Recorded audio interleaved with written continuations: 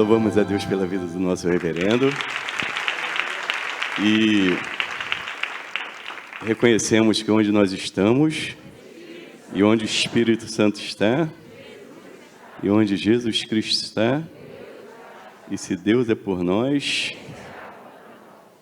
aleluia, o Senhor é bom e nós temos provado da sua bondade. Poder assentar.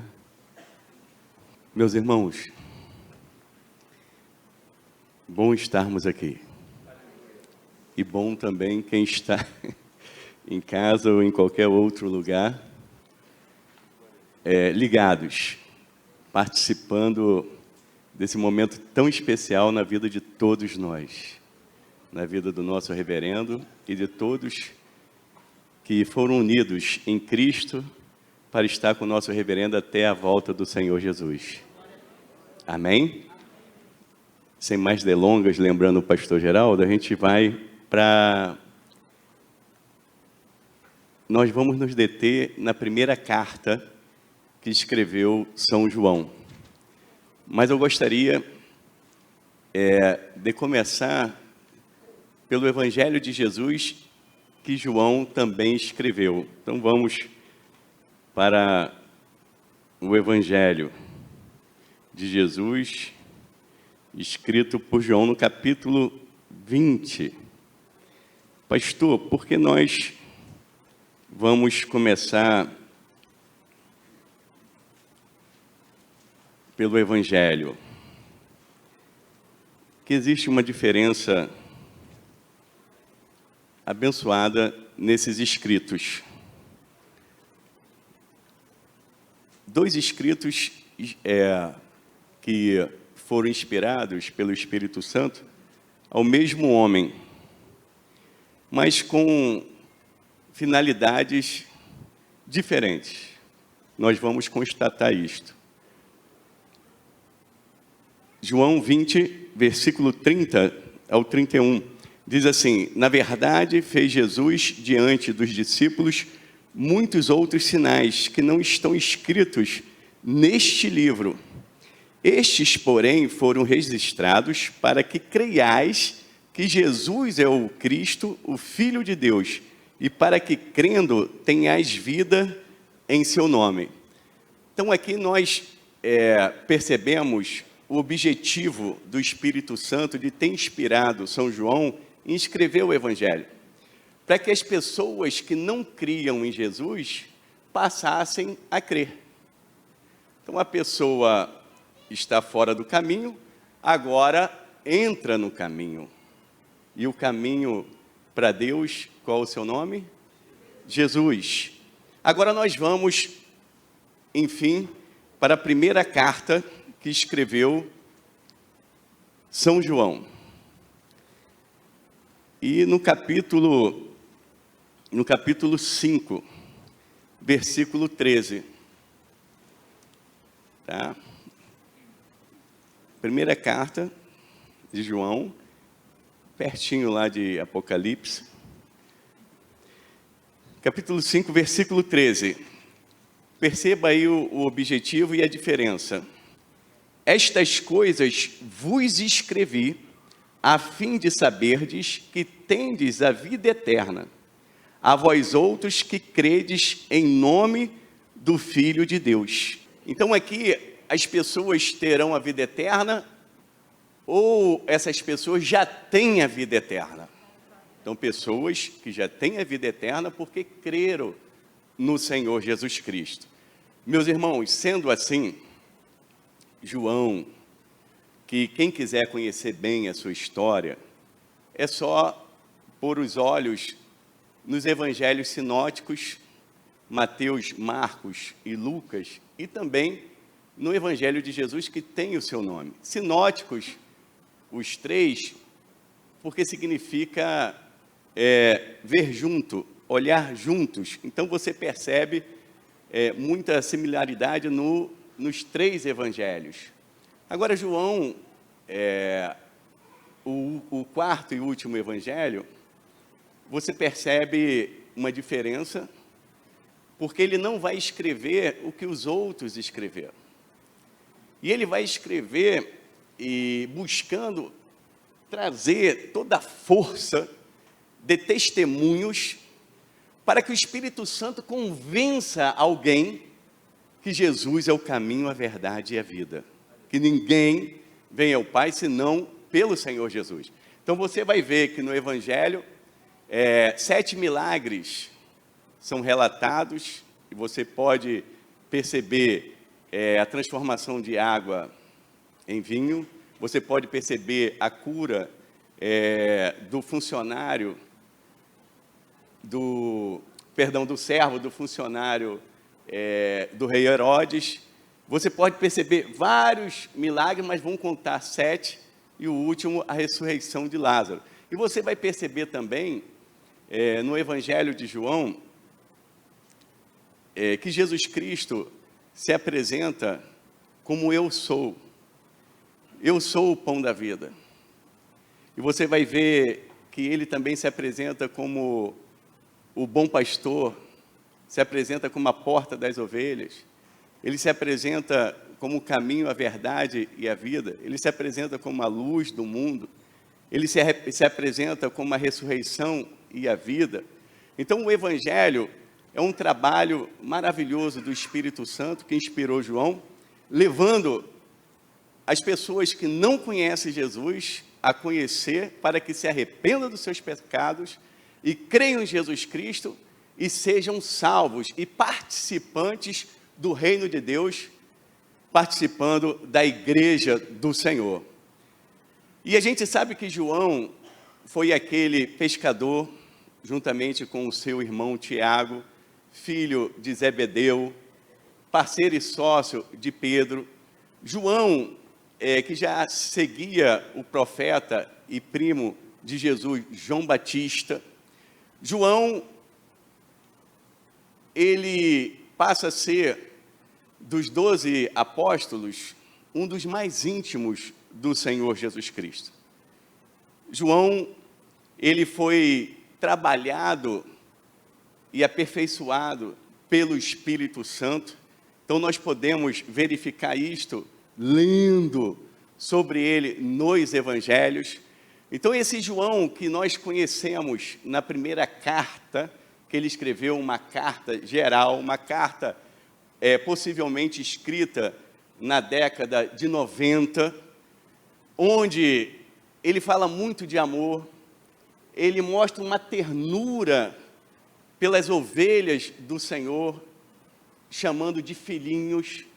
Mas esse João nem sempre foi assim, ao ponto de Jesus o apelidá-lo, juntamente com seu irmão, de Boanerges, filho do trovão, pavio curto, não percebendo que Jesus Cristo veio salvar, mas querendo que Jesus Cristo condenasse e até mesmo exterminasse os samaritanos que não receberam a palavra como eles tinham recebido até então. E João, dos 12, do colégio de 12 apóstolos, João é aquele que esteve com Jesus no Calvário. Quando outros não estiveram, ele esteve ali. João recebeu a grata incumbência de cuidar da mamãe de Jesus, Maria. Maria ser para ele uma mãe e ele ser para ela um filho. E João, que sobreviveu às agruras, sobreviveu até mesmo atentado contra a sua vida, porque ele transitou pregando o Evangelho do Senhor Jesus Cristo e fundando igrejas e apacentando igrejas. João, ele não foi martirizado, porque o Senhor assim não o quis. Então ele morreu em boa velhice. Então ele foi o último dos apóstolos na face da terra. Desse colégio de apóstolos, que eram 12, foi desfalcado, foi substituído e depois acrescentado com o apóstolo Paulo, que se converteu a caminho de Damasco. E João, meus irmãos, ele, como pastor de almas, pastor de ovelhas que o Senhor lhe chamou, que o Senhor lhe confiou. João, que pode ter vivido até o início do governo do imperador Trajano, que começa a reinar a partir de 98, depois de Cristo, e Trajano, que foi um dos terríveis perseguidores da igreja, embora foi um dos maiores imperadores que Roma já teve, um dos maiores progressos de Roma foi no governo de Trajano, mas João, ele sobreviveu, né, o governo do imperador Tibério, na época ainda do Senhor Jesus Cristo, e ele sobreviveu ao governo do imperador Vespasiano, Tito, e até o terrível e maligno Domiciano, que atentou contra a sua vida. Então, João possivelmente escreveu essa carta de Éfeso, onde ele serviu o Senhor Jesus Cristo. E ali, muito idoso, alguns pais da igreja chegam a registrar que ele, não tendo mais força para pregar como pregava na sua juventude ou na sua vida adulta, madura, mas uma mensagem ele tinha para entregar: filhinhos, ameis uns aos outros. Filhinhos, ameis uns aos outros. Então, meu irmão e minha irmã, nós estamos nessa semana de santificação, e a santificação não pode perdurar esta semana. A santificação, ela deve seguir com a nossa vida enquanto aqui durar. Então, nós percebemos na carta que São João escreveu para aqueles que ouviram a palavra, aqueles que um dia creram, aqueles que um dia submeteram ao batismo, mas que deveriam avaliar se verdadeiramente estavam no caminho, se verdadeiramente continuavam no caminho.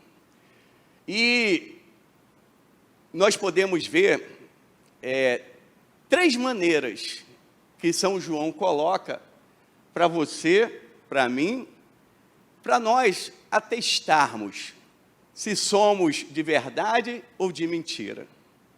Porque de mentira não vale, só vale de verdade. Amém? Só vale de verdade. Então, esta carta, meus irmãos, que São João escreve, e escreve porque foi provocado pelo Espírito Santo. A igreja começava fortemente a ser atacada por falsos ensinamentos, falsas doutrinas, trazidas, levantadas, pregadas por falsos profetas, por falsos mestres. E nós temos aqui um proto-gnosticismo. Pastor, o que seria isso? Gnosticismo vem de gnosis no grego, conhecimento. Tá? Proto por quê? Porque tem início no primeiro século essa falsa doutrina, essa mentira, essa heresia, no primeiro século, com o nome de docetismo. Docetismo que vem de doqueu, D-O-Q-E-O. Doqueu que no grego se identifica como aparência. Então, o docetismo, que é a forma embrionária do gnosticismo, pregava, anunciava que Jesus Cristo não veio em carne, que o corpo de Jesus era uma mera aparência, tá?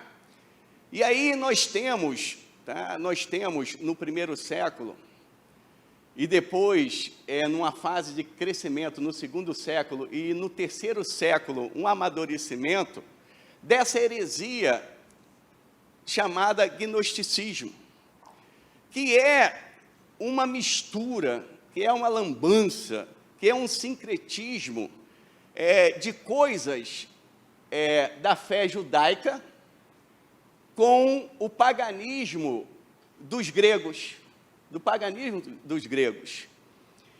E o gnosticismo, ele agredia e agride, tá, a doutrina da criação, a doutrina da encarnação do Verbo, que é o Senhor Jesus Cristo, assumindo a natureza humana, agride, sabe, fortemente a doutrina da expiação e também a doutrina da ressurreição.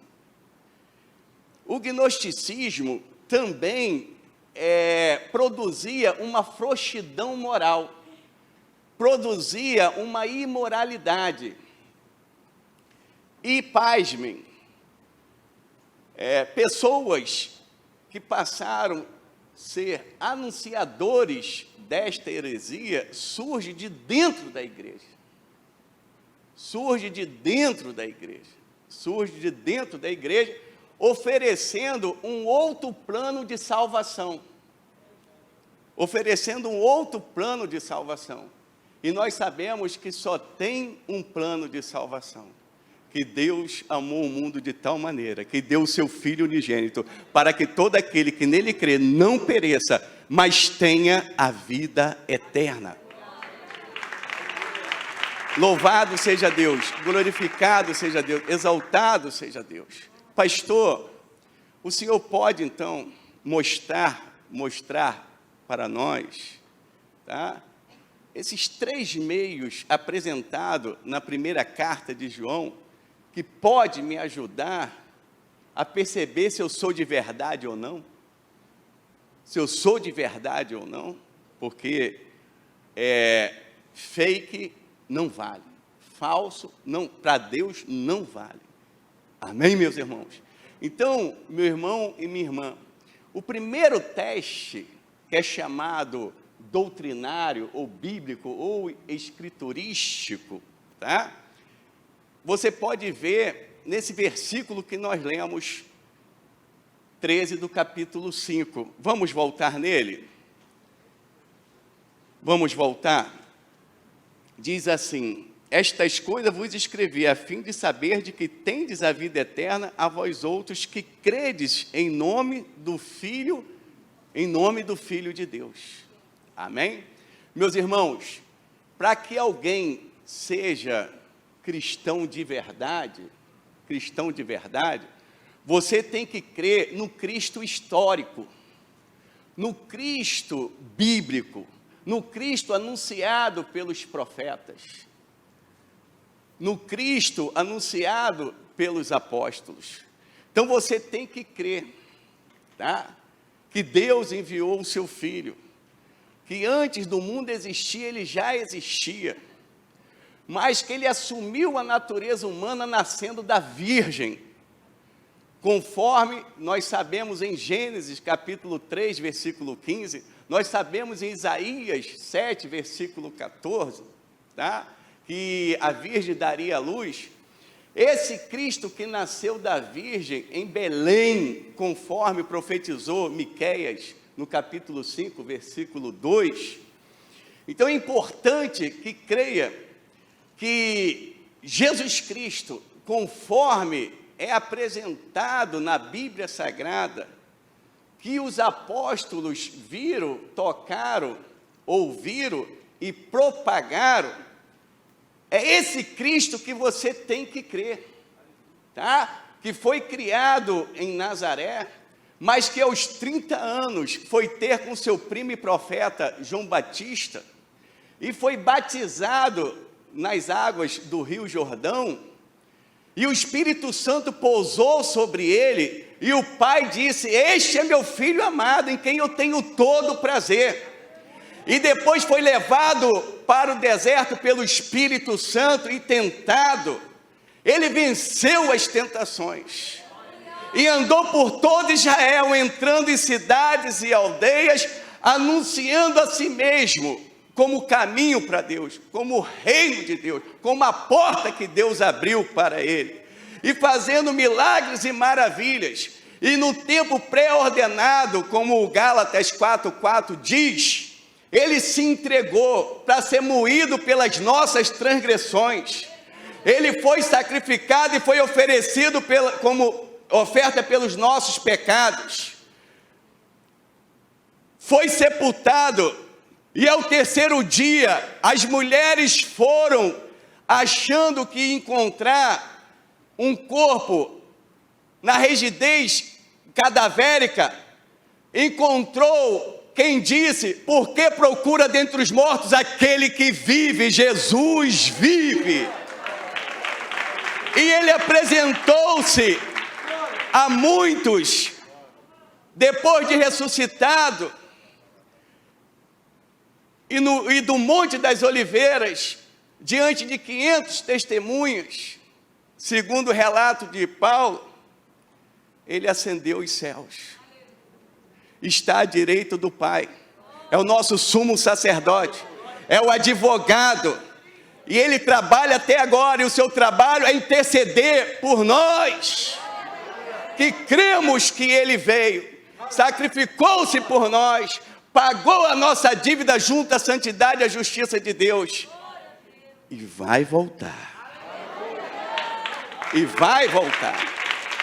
Então, meu irmão e minha irmã, se alguém não crê nesse Cristo histórico, já é da mentira.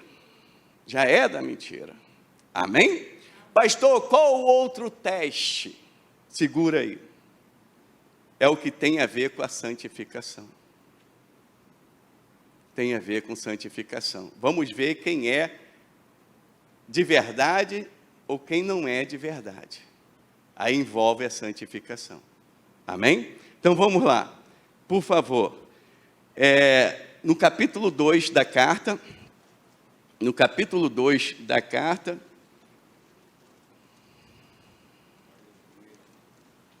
Versículo 3. Nosso reverendo está no nosso meio aqui. Louvamos a Deus pela vida do nosso reverendo. Nos sentimos honrados pela presença dele. E sobe um peso. Mas vamos lá. Ora, sabemos que o temos conhecido por isto. Se guardamos, olha aí a condicional aí, gente. Se guardamos os seus mandamentos, aquele que diz, eu o conheço, e não guarda os seus mandamentos, é mentiroso. Quem gosta de ser chamado de mentiroso aí? Não gosta não, né? Então vamos lá. E nele não está a verdade. Aquele, entretanto, que guarda a sua palavra, nele verdadeiramente tem sido aperfeiçoado o amor de Deus. Nisto sabemos que estamos nele. Aquele que diz que permanece nele, esse deve também andar assim como ele andou. Amém? Então, meus irmãos, nós temos aí condição de aferir. Quem está indo no mercado e está sendo aferido a sua pressão, a sua temperatura? Vem um pessoal, gente, a gente vive no Brasil e debaixo de muitas ameaças, um deles é bala perdida, é tiro, é ou não é? Quando aquela pessoa no mercado aponta na minha cabeça e fala, Jesus me ajude, dá uma impressão que vai sair uma bala dali. E teve alguém que disse o seguinte, se é flamenguista, mata. Eu falei, opa! Meus irmãos, não foi o reverendo, não foi o pastor Celso, pastor Ivan, pastora Cristina. O Espírito Santo inspirou o apóstolo João, que repete o que o Senhor Jesus Cristo diz. É só dar uma voltinha em João 14, você vai ver, quem me ama guarda os meus mandamentos. Ô pastor, eu pensei que amar o Senhor é porque eu canto bem, porque eu choro, porque eu grito, porque eu pulo, porque... Não! Não! Não! 1000 vezes não! Você vê que há uma das maneiras, dos meios, para você atestar se você é de verdade ou não, é se você guarda os mandamentos. Se você tem prazer nos mandamentos. Se você quer seguir a paz e a santificação, porque sem a qual ninguém verá a Deus. Então nós a temos posicionalmente pela fé, mas mostramos que temos posicionalmente pela fé, se nós a seguimos aqui. Seguimos porque todo dia, todo instante, lembra que você tem o capitão da salvação, e apresenta-se para ele: opa, capitão, estou aqui, o que nós temos para hoje? Então ele tem a palavra dele para você obedecer, para você colocar em prática. Então nós percebemos o que está escrito na palavra, e não ficou escondido no Velho Testamento, mas foi revelado também no Novo Testamento. Não terás outros deuses diante de mim, não farás para ti imagem de escultura, coisa semelhante que tem na terra, ou em cima da terra, ou embaixo da terra. Sabe, não se encurvarás a ela, não prestarás escudo, porque eu sou um Deus zeloso que visita a maldade dos pais nos filhos até a terceira e quarta geração daqueles que me aborrecem. Não tomarás o nome do Senhor, o nome de Deus, do seu Deus em vão. Lembra-se do sábado para guardar. Meu irmão, honra teu pai e tua mãe. E vem bênção aí de prolongamento. Lembra, não matarás, não adulterarás, não furtarás, não dirás falso testemunho do seu próprio, e nem cobiçarás. Sendo assim, meu irmão e minha irmã, é importante que você lembre que dos 10 mandamentos, tem outros mandamentos que pertencem a Deus e são bênçãos de Deus na nossa vida. Nós sabemos e nós caminhamos com o nosso reverendo na verdade, e a verdade é dita. Nós não somos salvos pela lei, pela observância da lei, porque até os nossos melhores atos estão impregnados de pecado, mas nós temos aquele que obedeceu à lei e sem pecado se ofereceu por nós, recebendo o castigo que nós merecíamos, porque o salário do pecado é a morte. Então, meu irmão e minha irmã, essa perfeição em obedecer às leis, os mandamentos de Deus, a lei que é santa, os mandamentos que são bons, nós sabemos que o Senhor Jesus Cristo fez isso na presença de Deus, fez isso na presença dos homens. Então não tem poder de nos salvar, mas tem poder de nos condenar, mas tem um outro poder que você deve observar na lei do Senhor e não desprezá-la. Então a lei do Senhor, ela não serve para me salvar, mas ela serve para testar-me, se eu sou salvo ou não. Se eu sou salvo ou não. Então, meu irmão e minha irmã, você vê no Evangelho de João uma intenção, um propósito de falar de Jesus, mostrar os sinais messiânicos de Jesus, a vida santa de Jesus. Você entende muito claro isso no Evangelho que escreveu João. Agora, na carta de São João, fica bem claro, tá? Fica bem claro. E a gente lembra o que John Wesley falou. Sabe o que John Wesley falou? Meu irmão, que nós cremos no Senhor Jesus Cristo para a nossa salvação, e a nossa fé em Cristo nos tira do mundo. Agora a santificação tira o mundo de dentro de nós. Então, é importante que nós conheçamos os mandamentos do Senhor, e os mandamentos do Senhor não são penosos. Os mandamentos do Senhor não são penosos. Então o Senhor, Ele manda a gente amar a Deus sobre todas as coisas e o próximo como a nós mesmos. Vocês entendem isso? E aquele que ama a Deus sobre todas as coisas e o próximo como a si mesmo, esse vai procurar de fato andar como o Senhor Jesus Cristo andou.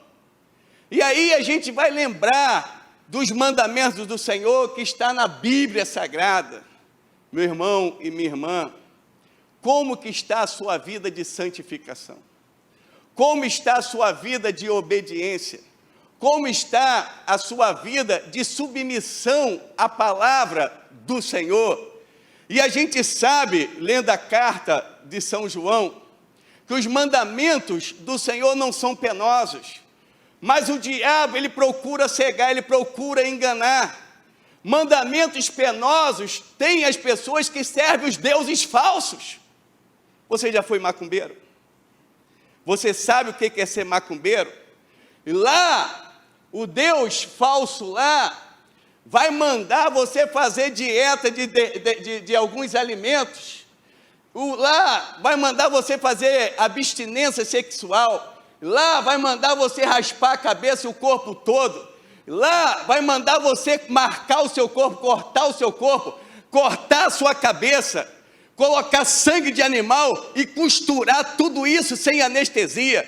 Lá, os deuses vão mandar você ficar recolhido num quarto rústico, com pouca coisa, sem ver ninguém, longe dos familiares, longe dos filhos, longe dos parentes, longe de todos.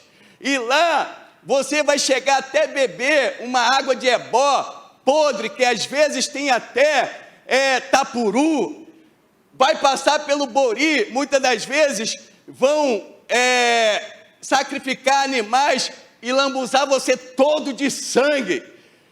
Lá os deuses vão mandar você ir para a encruzilhada e arriar despacho, vai mandar você pular o muro do cemitério ou entrar pelo muro do cemitério à meia-noite.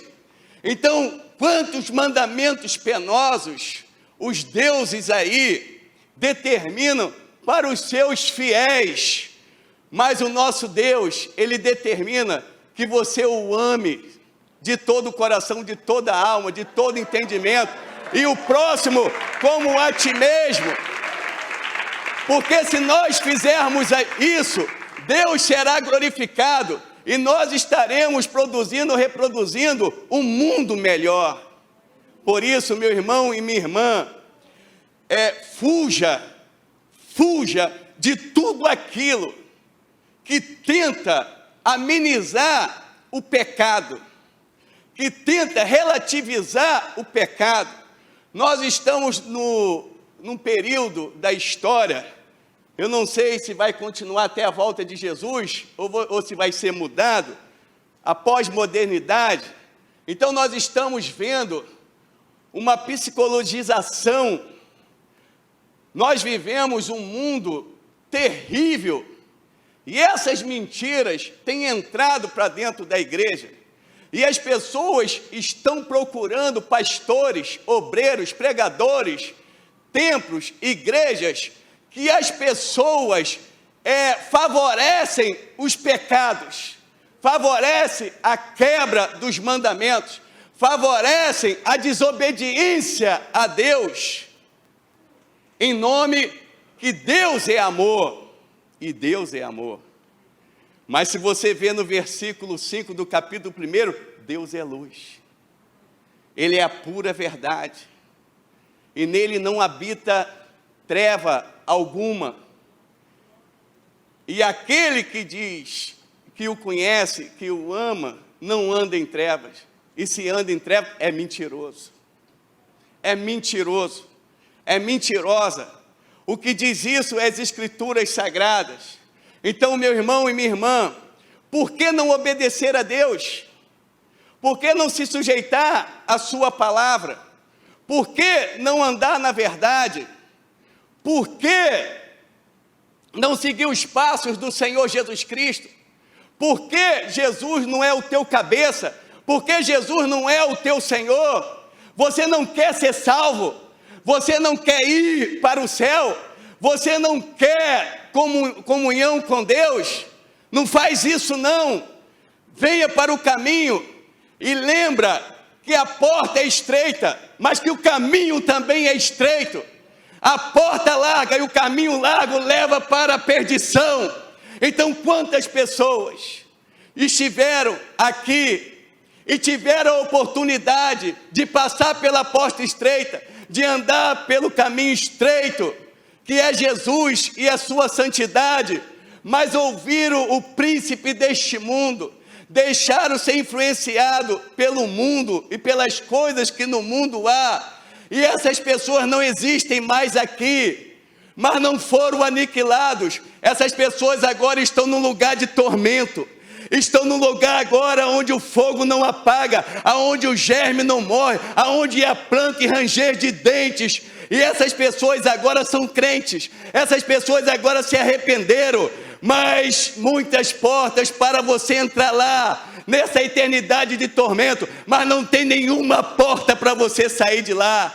E essas pessoas lamentam, essas pessoas gritam, essas pessoas pedem uma nova chance, mas o tempo da oportunidade passou.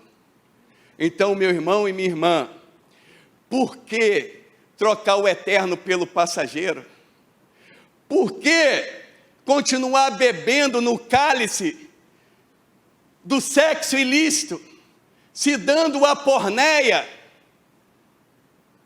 que é tudo aquilo que a Bíblia descreve como impureza, como impudicícia, como imoralidade? Por que se juntar, você, minha irmã, solteira, por que se unir a um filho do diabo? Porque essa carta você deve ler em casa,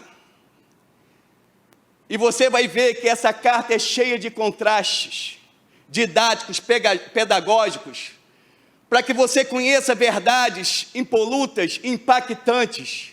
Então você vai ver luz e trevas, você vai ver vida e condenação, vida e morte, salvação e condenação, você vai ver luz e trevas, você vai ver o espírito da verdade, o espírito de erro, mas você vai ver essa carta falando dos filhos de Deus e dos filhos do diabo. Meu irmão e minha irmã, minha filha mais velha casou recentemente, e teve um período que um rapaz que ela se apaixonou, não era crente, e eu falei com ela, falei: minha filha, olha o que a Bíblia diz, olha o que a Bíblia diz, por que se lançar num jugo desigual? Se você é uma figura de um boi, como tu vai se juntar com um jumento? Num jugo desigual?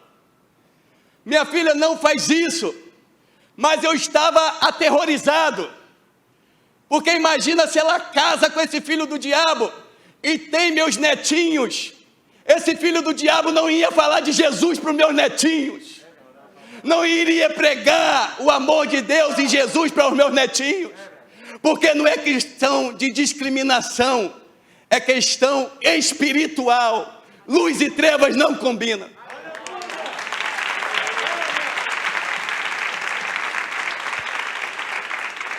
Meu irmão e minha irmã, não se entregue ao adultério, que leva ao divórcio, que leva à separação, que ofende a santidade e a pureza de Deus, e causa muita dor. Um brother querido, que foi trabalhar, um camarada que eu admirava, pelo seu amor a Jesus, o seu empenho na obra, servo do Senhor, servidor do nosso reverendo. As coisas aconteciam quando ele pregava, quando ele orava, quando ele evangelizava.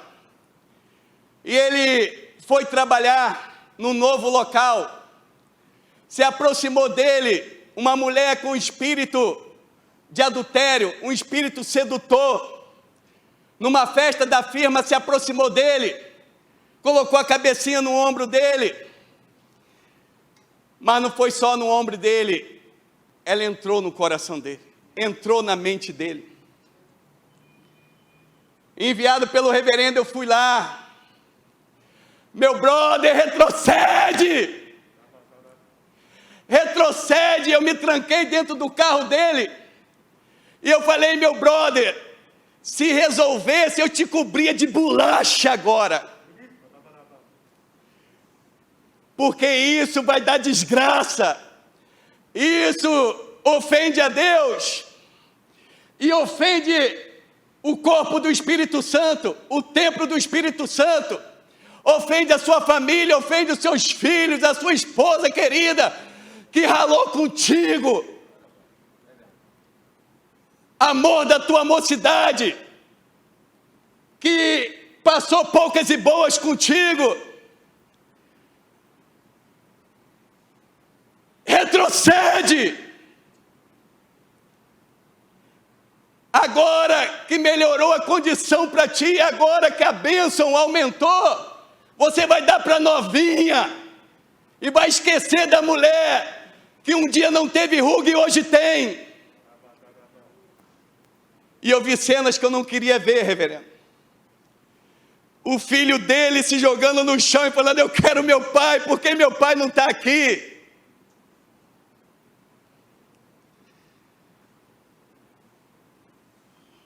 Ele não me escutou. E ele segue no caminho do adultério. Que Deus ajude a sua esposa, que Deus ajude os seus filhos. Mas ele não está lá para ver a dor que eu vi. E que Deus os ajude. Então, meu irmão e minha irmã, lembra que você disse ao Senhor: eu amarei até que a morte o separa. Eu o amarei até que a morte o separa. Fácil não é esse voto. Mas o Deus que nos livrou das trevas e nos pôs no reino do Filho do seu amor, é esse mesmo Deus que nos sustenta em todas as coisas, em todos os seus mandamentos, em todas a sua lei. É uma questão de fé e de um amor que se manifesta pela fé. E o amor que se manifesta pela fé, o que é, Paulo? É obediência, Noquinho. É isso aí.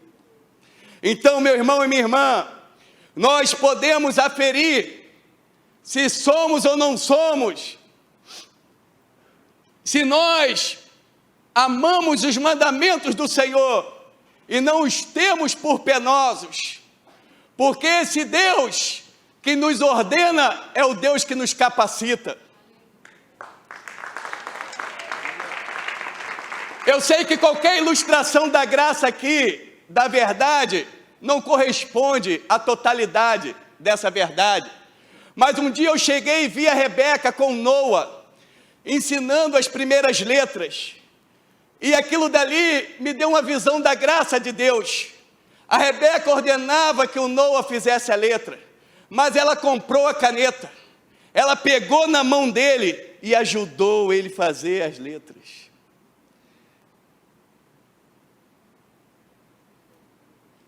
Spurgeon falou, reverendo, que triste é para aquele que no pecado é feliz. Porque antes do inferno, o pior castigo é Deus deixar você seguir no pecado até a morte.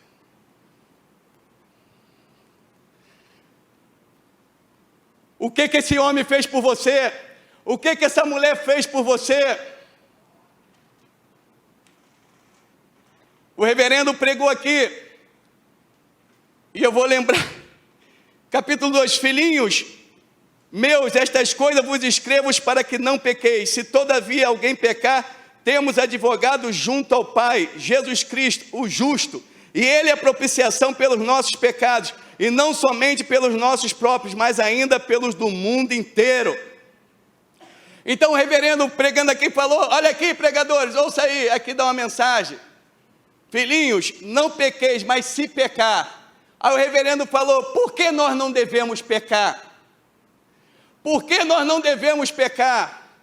Não devemos pecar pela pessoa do Pai, pela pessoa do Filho, pela pessoa do Espírito Santo, que nos ama, que é bom e misericordioso conosco.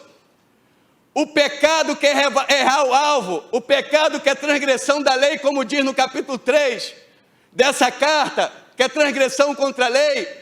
O nosso pecado levou o nosso amigo, mais chegado que irmão, a sofrer na cruz do Calvário, e esse amigo é Jesus.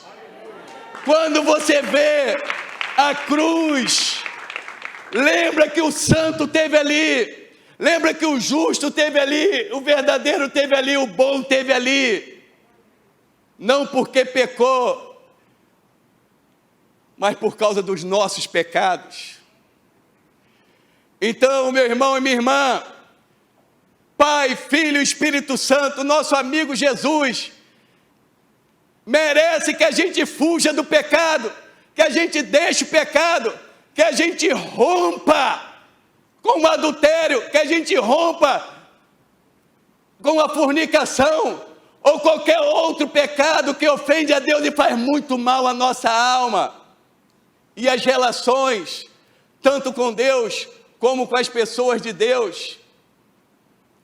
Então, meu irmão e minha irmã, aqui nós temos um dos meios que pode aferir se nós somos de verdade ou de mentira.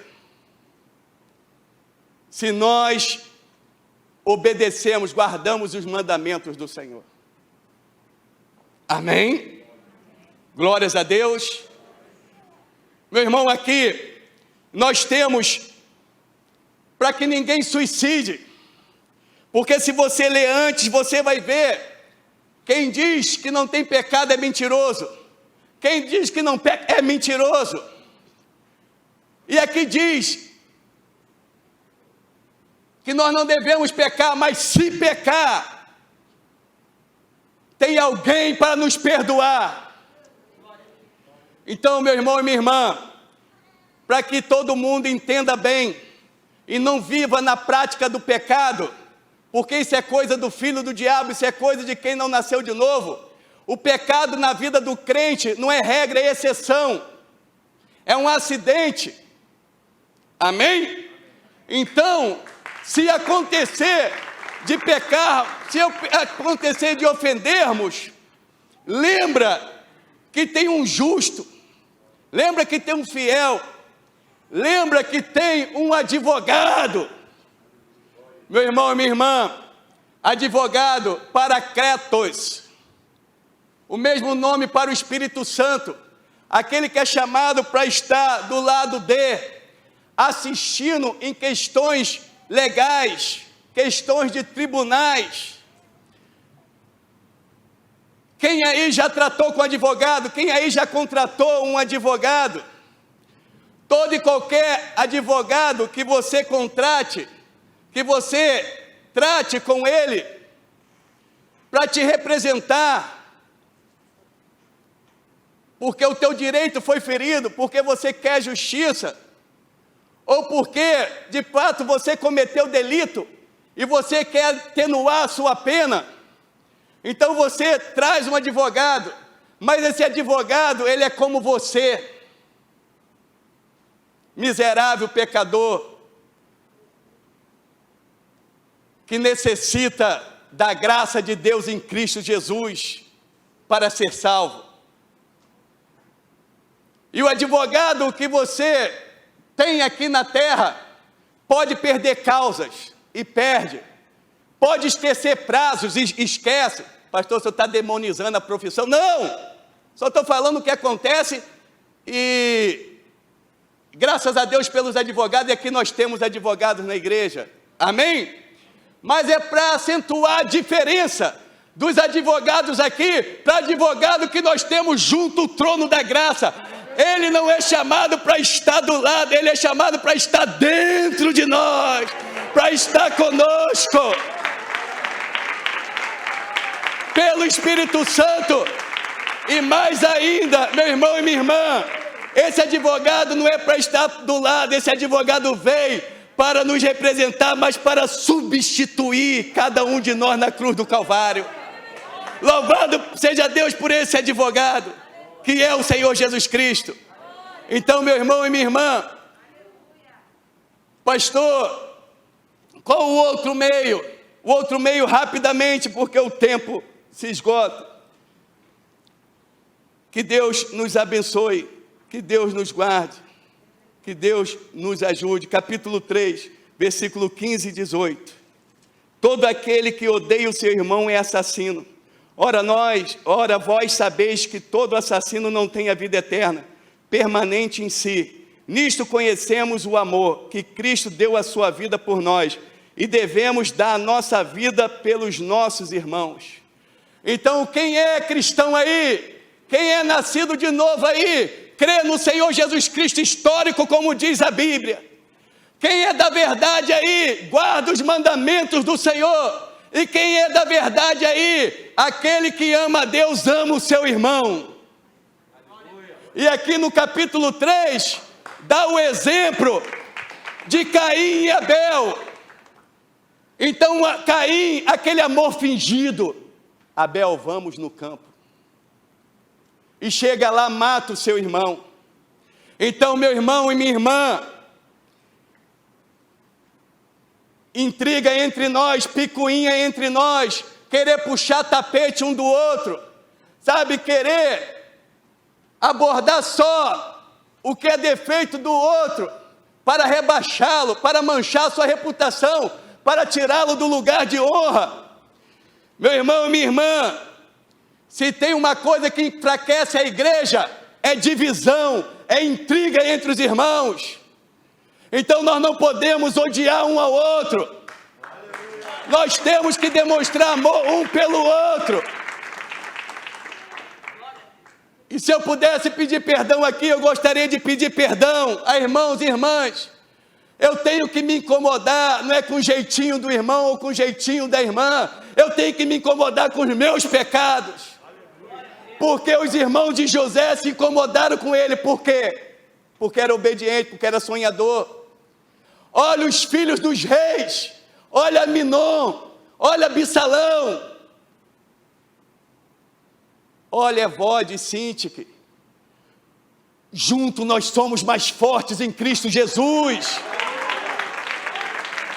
Então, meu irmão e minha irmã, eu termino aqui, olhando para o capítulo 2, porque a santificação para desenvolvimento da nossa salvação, e é Ele que opera o querer e realizar.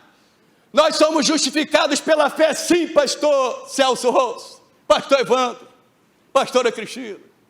O ladrão na cruz, se fosse pelas obras, ele não seria salvo. Até eu iria condenar ele, não era só Roma não. Mas ele creu em Jesus e foi salvo. Mas se ele desce da cruz, ele estaria entre os 120 esperando o Espírito Santo. Não seria 120, seria 121, porque ele estaria lá. Porque se crê em Jesus, vai obedecer. Se crê em Jesus, vai se batizar. Se crê em Jesus, vai fazer como Zaqueu. Vai experimentar o Espírito Santo que Deus dá. E o Espírito Santo produz obra santa. Amém? Então no capítulo 2, e a plaquinha levantou por favor aí, meus irmãos. Não ameis o mundo, nem as coisas que há no mundo. Se alguém amar o mundo, o amor do Pai não está nele. Porque tudo que há no mundo, a concupiscência da carne, a concupiscência dos olhos, a soberba da vida, não procede do Pai, mas procede do mundo. Ora, o mundo passa, bem como a sua concupiscência. Aquele, porém, que faz a vontade de Deus, permanece eternamente. Meu irmão, quem puder ficar de pé. Quem puder ficar de pé. Nós fomos salvos do mundo, mas ainda estamos no mundo, mas não pertencemos ao mundo. E olhando para essa verdade, nós podemos lembrar da Arca de Noé. A Arca de Noé, quem estava dentro da Arca da salvação, foi salva do mundo, do juízo, do mundo do dilúvio. Mas ainda a Arca estava na água do dilúvio. Mas a água do dilúvio não entrava dentro dela. Então, meu irmão e minha irmã, se o mundo entrar dentro de nós, qual a diferença haverá? Qual diferença haverá? E nosso Deus, Ele é santo. Todos os seus atributos são permeados de santidade. Deus criou o universo, muitas galáxias, mas foi a Via Láctea que Ele separou. Na Via Láctea, ele separou um planeta chamado Terra. Nessa terra, ele separou um país, Israel. Nesse país, ele separou Jerusalém. Meu irmão, minha irmã, nosso Deus é um Deus santo que separa. Então é um privilégio. Como foi privilégio para a Via Láctea, como foi privilégio para Israel, para Jerusalém, é um privilégio para você ser escolhido por Deus antes que o mundo existisse e predestinado para a salvação, mas para ser santos e irrepreensíveis. Então, meu irmão e minha irmã, louve a Deus que te fez idôneo. Louve a Deus que o adotou na sua família, em Cristo Jesus, e enviou o Espírito Santo, que habita em você, e o Espírito Santo, ele é testemunha da sua adoção, ele testifica que você é filho de Deus. Então, meu irmão e minha irmã, viver em santificação é honrar o Deus que te salvou em Cristo Jesus e que te selou pelo Espírito Santo e que te deu um novo coração e um espírito novo para viver uma novidade de vida. Então, meu irmão e minha irmã, não volte ao chiqueiro, não volte ao vômito. Lembra que Deus te deu um novo nome. Quem era você para Deus te amar tanto? Você merecia ir para o inferno. Saulo de Tarso também. Mas o Deus Trino mudou o destino de Saulo. O Deus Trino mudou o seu destino também. Você vai estar com a Assembleia dos Santos, com os espíritos aperfeiçoados, porque se arrependeram dos seus pecados e creram em Jesus e receberam toda a ajuda do Espírito Santo.